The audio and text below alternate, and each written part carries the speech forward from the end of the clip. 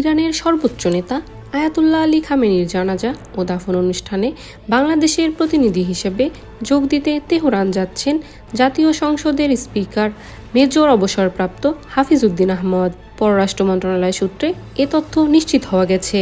আগামী 4 জুলাই থেকে তেহরানে শুরু হতে যাওয়া এই অন্ত্যেষ্টিক্রিয়ায় অংশ নিতে স্পিকার আগামী 3 জুলাই ঢাকা ত্যাগ করতে পারেন।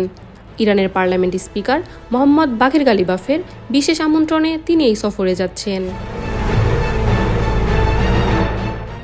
ইরানের রাষ্ট্রীয় গণমাধ্যমের বরাত দিয়ে জানা গেছে, যুক্তরাষ্ট্র ও ইসরায়েলের যৌথ হামলায় নিহত দেশটির প্রয়াত সর্বোচ্চ নেতা আয়াতুল্লাহ আলী খামেনির শেষকৃত্যের নতুন সূচি নির্ধারণ করা হয়েছে।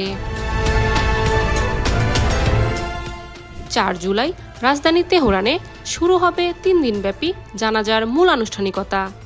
7 জুলাই পবিত্র কোম নগরে দ্বিতীয় দফায় বিশেষ আনুষ্ঠানিকতা অনুষ্ঠিত হবে।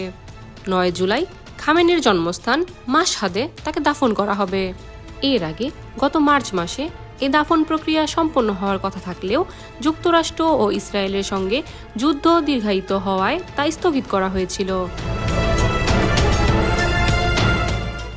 গত ফেব্রুয়ারিতে নিজের বাসভবনে যুক্তরাষ্ট্র ও ইসরায়েলের যৌথ হামলায় 86 বছর বয়সে নিহত হন আয়াতুল্লাহ আলী খামেনি। 1989 সালে ইসলামী বিপ্লবের মহানায়ক আয়াতুল্লাহ রুহুল্লাহ খোমেনির মৃত্যুর পর ইরানের সর্বোচ্চ নেতার দায়িত্ব গ্রহণ করেছিলেন তিনি। খোমেনি যেখানে বিপ্লবের আদর্শিক রূপকার ছিলেন, সেখানে খামেনি মূলত দেশটির সামরিক ও আধা সামরিক বাহিনীর শক্তিশালী কাঠামো গড়ে তোলেন।